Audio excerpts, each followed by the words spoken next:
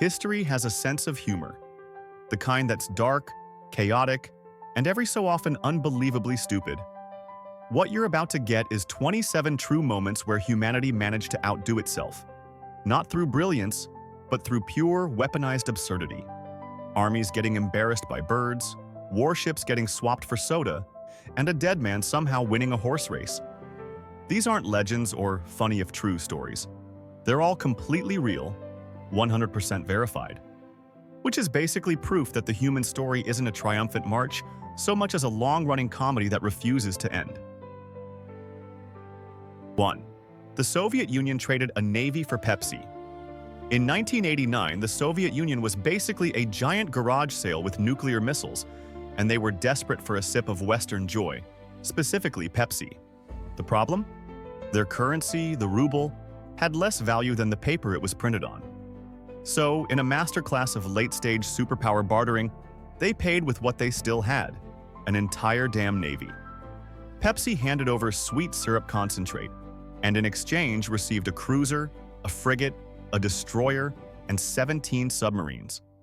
For one glorious, ridiculous moment, a soda company technically possessed the 6th largest military fleet on Earth.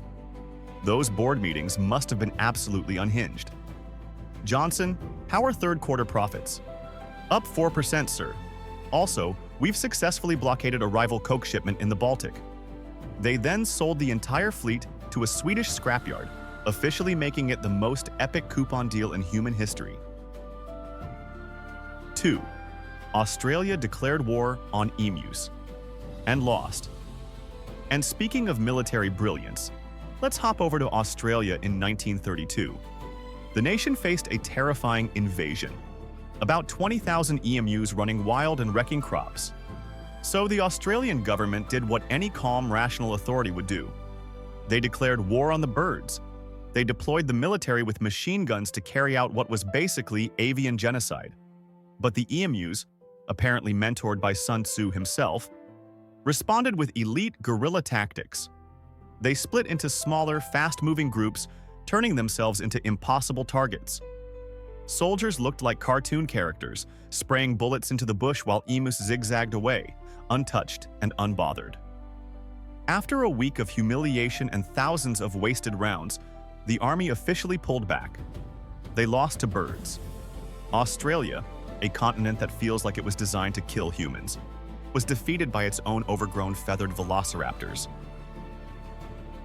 3. A jockey won a horse race while dead. You think winning requires talent and, being alive?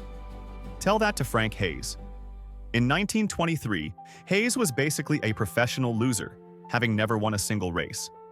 Then he gets a long-shot ride on a horse named Sweet Kiss. Halfway through the race, his heart simply quits. Massive heart attack, dead instantly. But his body, in one final act of stubborn determination, stays perfectly perched in the saddle. The horse, completely unaware its rider has left the building, charges onward and crosses the finish line in first place. Frank Hayes won the race while dead. Officials had to officially certify that the winner was a corpse, which must have been a truly surreal conversation. The horse was so rattled by the incident that it got nicknamed the Sweet Kiss of Death and never raced again. I mean, would you? 4. Tanzania's laughter epidemic. Lasted 18 months. Tanzania, 1962. A plague breaks out. Not influenza, not smallpox, but uncontrollable laughter. It begins with 3 schoolgirls giggling and then not stopping. This wasn't joyful laughter. It was painful, exhausting, involuntary, like a spasm you couldn't shut off. It ripped through their school, infecting 95 students and forcing the place to close. But the outbreak didn't stay local. Those kids went home and carried it into nearby villages. In the end, it affected more than 1,000 people for 18 agonizing months. Picture the horror. You can't work, you can't rest, you can't even think, because you're trapped in a non-stop laugh track from hell that physically hurts. It's like a Joker plot, except instead of chaos in Gotham, it just created impossibly awkward family life across parts of Africa. 5. A con man sold the Eiffel Tower. Twice. There are con artists, and then there's Victor Lustig. the undisputed heavyweight champion of audacity. In 1925, he decided he was going to sell the Eiffel Tower. Pretending to be a government official, he invited Paris's top scrap metal dealers to a secret hotel meeting, spun a story about the tower being too expensive to maintain, and convinced them it was quietly being sold for scrap. He was so smooth that one man even paid him a huge bribe to seal the deal. Lustig took the money and vanished.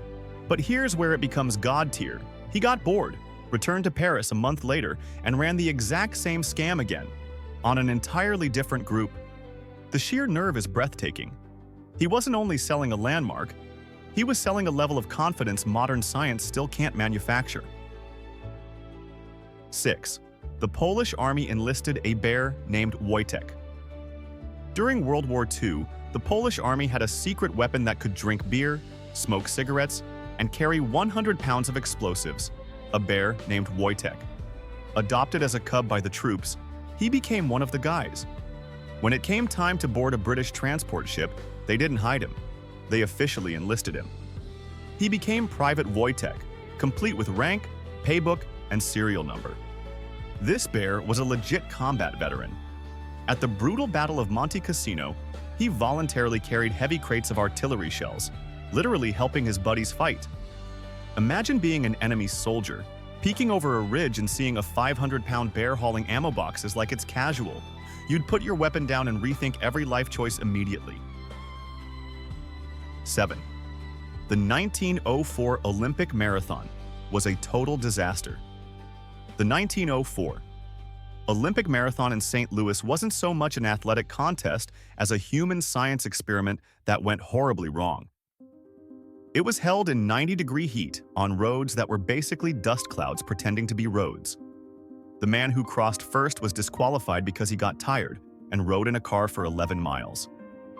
The actual winner, Thomas Hicks, was hallucinating and had to be carried across the finish line after his trainers gave him a helpful cocktail of brandy and literal rat poison.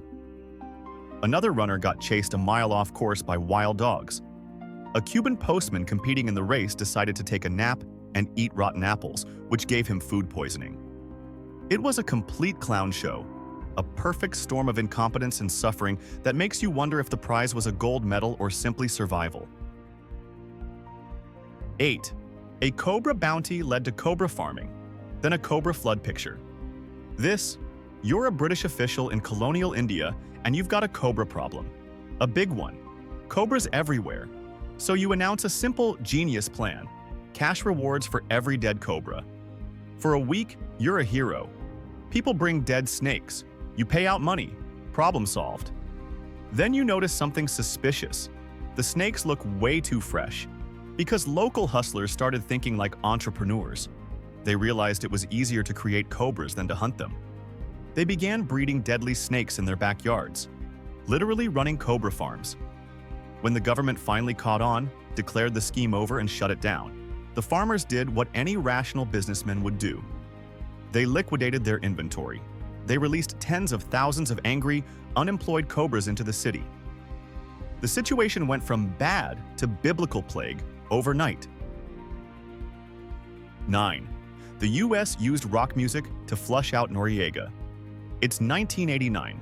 The US military has Panamanian dictator Manuel Noriega cornered inside the Vatican embassy. Delicate situation. Do they negotiate? Do they storm the building?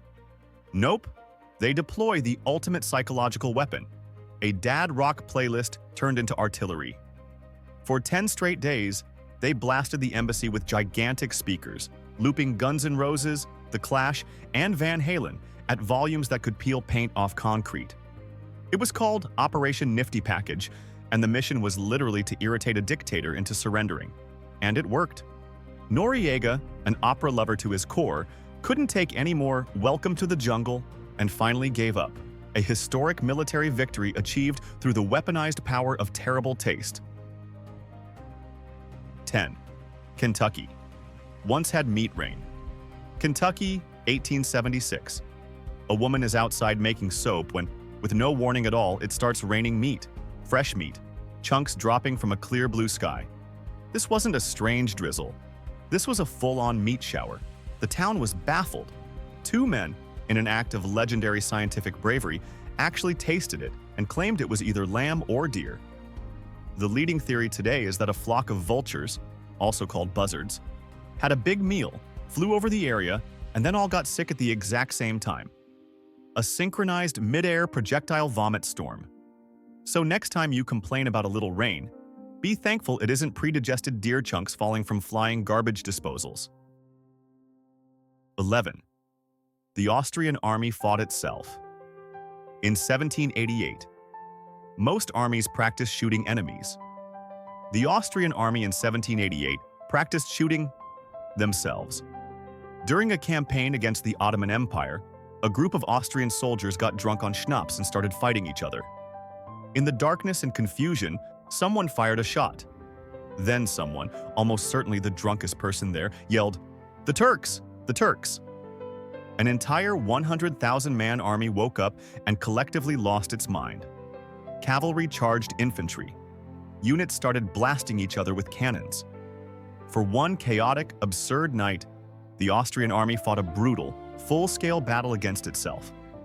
When the Ottoman army arrived 2 days later, they found 10,000 Austrians dead or wounded and a very confused camp. They basically won by being late. 12. People bought anti-comet pills for Halley's Comet. It's 1910, and the world is allegedly about to end. Halley's Comet is approaching, and scientists announce its tail contains poisonous gas. The newspapers, loving a panic, might as well have printed, "Giant space rock is coming to fart on us and we're all going to die." So people lost their minds. But every crisis creates an opportunity for a guy in a cheap suit. Con artists appeared everywhere selling anti-comet pills. What did they do? Nothing at all. They were just sugar pills. But people were so terrified of being killed by a cosmic fart that they bought them by the truckload. Some geniuses even sold anti-comet umbrellas, because apparently fabric is all you need to defend yourself against the vacuum of space. It was a beautifully stupid moment where humanity's greatest fear got beaten by the placebo effect. 13. Crinolines turned fashion into a fire hazard. Let me introduce you to the crinoline. In the 1800s, it was peak women's fashion. A huge rigid cage worn under a skirt to make you look like a human bell. It was also a death trap. These things were so wide that women had the turning radius of a school bus. They couldn't even tell where their own bodies ended. They'd stroll past a fireplace. The skirt would brush a flame and whoosh, instant Human Torch. Thousands of women were incinerated by their own outfits, literally bursting into flames at parties. Did it stop the trend? Not even close. They just made the skirts bigger and somehow even more flammable. It was a fashion statement that said, "I look amazing, and I accept the very real chance I might spontaneously combust." 14. Italy went to war. Over a wooden bucket. History contains wars fought for noble reasons. This is not one of them. In 1325, soldiers from Modena snuck into rival Bologna and stole a wooden bucket from a well. That's it. It was the medieval equivalent of stealing a traffic cone. Bologna demanded it back. Modena basically replied, "Come and take it." So Bologna declared war. A real war with swords, horses, and thousands dying in a field. Because they were furious about a bucket. Modena won, and to this day, that same ridiculous wooden bucket sits in a museum in Modena, like it's the Holy Grail. It's the world's most expensive bucket, paid for with blood, stupidity, and pure Italian rage. 15. The Roman Empire was sold at auction. It's 193 AD. The Roman emperor has been assassinated. His bodyguards, the elite Praetorian Guard, are supposed to decide who becomes the next emperor. Then one of them, probably named Vinny, has an idea. Why don't we just sell it? So they did. They put the entire Roman Empire up for auction. Two rich old men stood outside the army camp yelling bids like it was a cattle sale. "I'll pay every soldier 20,000 sesterces. I'll pay 25,000. The winner was a man named Didius Julianus. He bought the empire. His glorious reign lasted about 2 months before another general showed up, said, "This is the dumbest thing I've ever heard," and had him killed. It's proof that even 2,000 years ago, capitalism was already finding ways to get weird. 16. People paid to visit an asylum, like a zoo. In 18th century London, if you were bored, you could go to the theater, or you could pay to visit the local insane asylum for entertainment. For just a penny, you could enter the Bethlehem Royal Hospital, also known as Bedlam, and treat it like a petting zoo. A human petting zoo. You could wander around, point at the patients, laugh at their delusions, and even poke them with a stick if you were feeling bold. This was considered a normal family activity. Hey kids, finish your chores and we'll go watch the lunatics. It was one of London's hottest tourist destinations for centuries. A nice reminder that the good old days were often only one step above a Mad Max movie. 17. Bayer marketed heroin as children's cough syrup. In the late 1890s, the German pharmaceutical company Bayer was riding high. They introduced a new wonder drug they claimed was a non-addictive cure for coughs, colds, and general crankiness. They called it heroin because it made people feel heroic. And who was the target audience? Children. They were selling pure, uncut heroin as cough syrup for kids. Let that sink in. They bottled one of the most destructive substances on Earth and told mothers to give it to toddlers. It's a business decision so mind-bogglingly evil that it loops all the way back around to being darkly funny. 18. The Great Stink forced London to build sewers.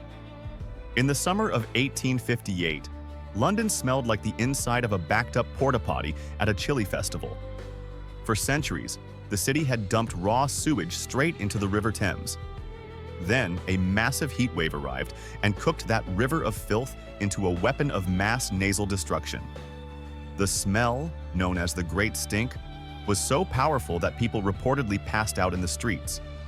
In Parliament, they soaked the curtains in chemicals just to sit through meetings without vomiting. It was a stench so apocalyptic, it forced the government to finally build a modern sewer system. It took an odor of biblical proportions to make politicians do their jobs. 19. Two countries went to war. Over soccer, people take sports seriously. But in 1969, El Salvador and Honduras took it to another level entirely. After a heated 3-game World Cup qualifying series, packed with riots and long-standing bad blood, the two countries escalated into war. A real war, tanks, planes, and thousands of casualties. It's now called the Football War. They literally started killing each other over the results of a soccer match. It's what you'd get if you handed an entire nation of furious sports fans an army. It makes that screaming guy with the foam finger feel a little more ominous, doesn't it? 20. The Dancing Plague made people dance to death. You think your dance moves are killer? In 1518, Strasbourg, a woman named Frau Trophea stepped into the street and began dancing. No music, no reason, just non-stop movement. Within a week, 30 more people joined. Within a month, there were hundreds. This wasn't a party, it was an epidemic. The Dancing Plague of 1518 was a real outbreak of people who truly could not stop dancing. Not joyful dancing. More like painful, grotesque convulsions to a rhythm only they could hear. The authorities, using peak medieval logic, decided the cure was more dancing. So they built a stage and hired musicians. That's like responding to food poisoning by telling everyone to eat more bad shrimp. Predictably, it made everything worse. People danced until they collapsed from exhaustion, suffered heart attacks, or their feet basically disintegrated. They danced themselves to death. It was the world's first and deadliest flash mob, a terrifying rave nobody wanted, with a 100% chance of death and zero after-party. 21.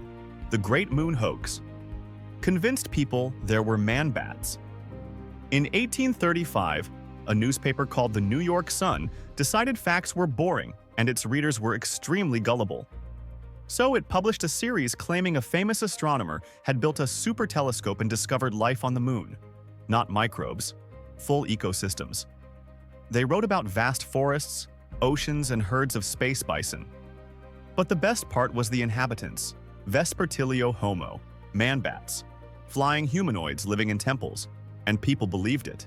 Circulation skyrocketed. Everyone in America was talking about moon men.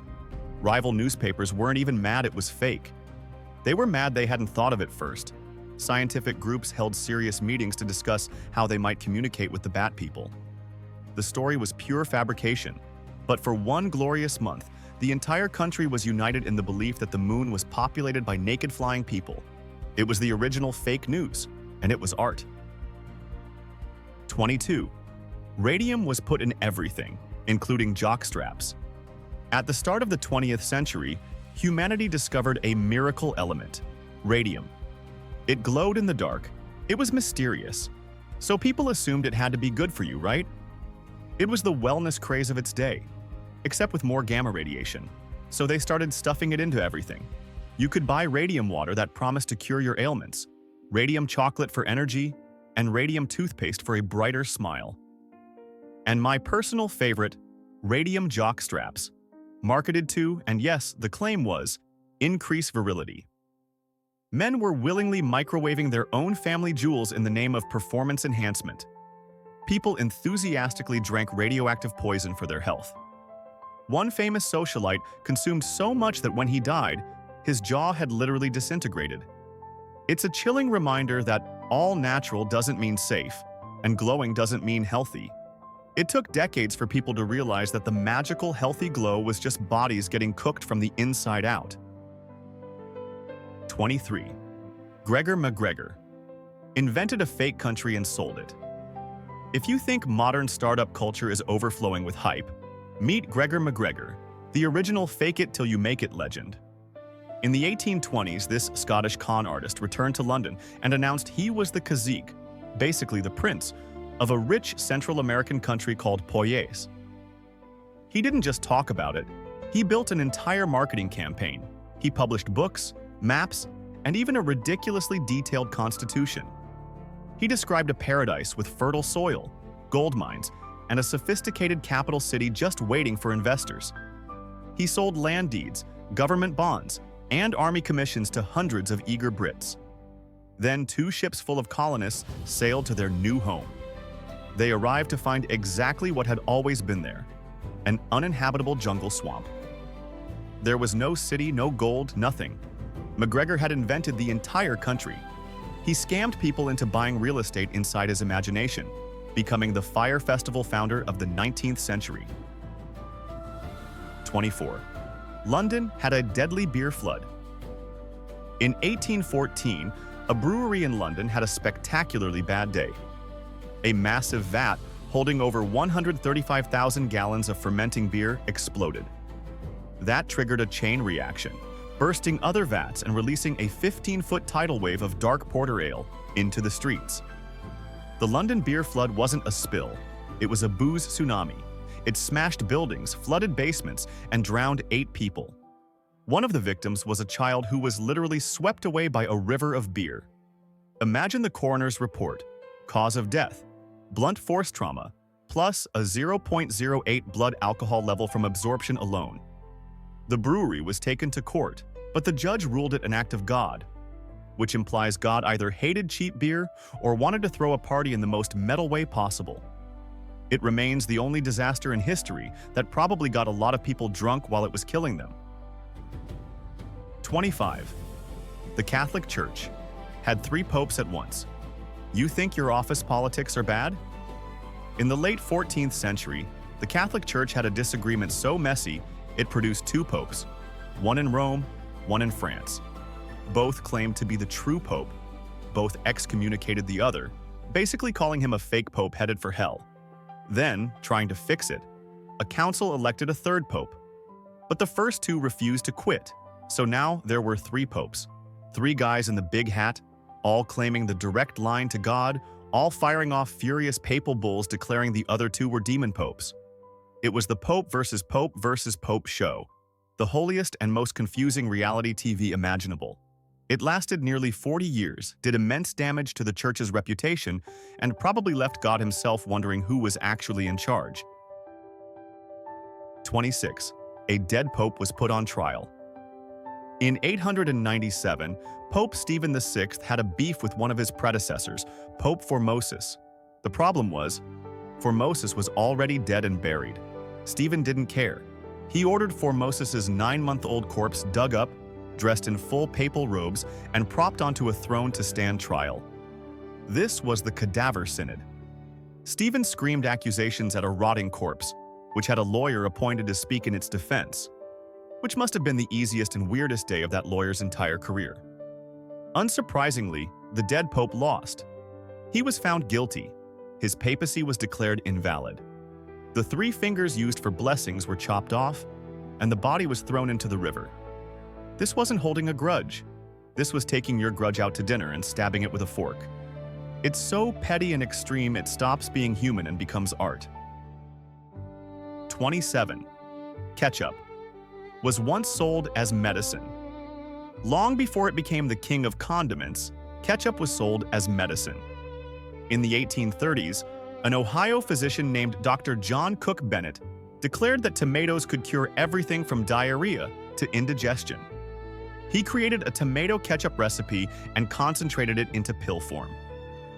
These ketchup pills became a national craze. Other companies jumped in with their own snake oil versions, promising to cure scurvy and even mend broken bones. For a brief, shining moment in American history, people believed the cure for their problems was a concentrated glob of tomato goop. And in a way, they weren't completely wrong. It might not cure disease, but it absolutely cures a bland, sad hamburger. Sometimes that's the only miracle you really need. It was the moment America realized that sometimes the best medicine is just making your food less boring. So I think we can all agree humanity didn't make it this far thanks to intelligence. We made it through blind, baffling, stupid luck. And here's my challenge. Drop one historical event in the comments that proves me wrong. Go on, I'll wait. Meanwhile, smash that like button and hit subscribe for more undeniable evidence that the past was nothing but a full-blown circus, now distilled into 27 of the most absurd, high-retention moments.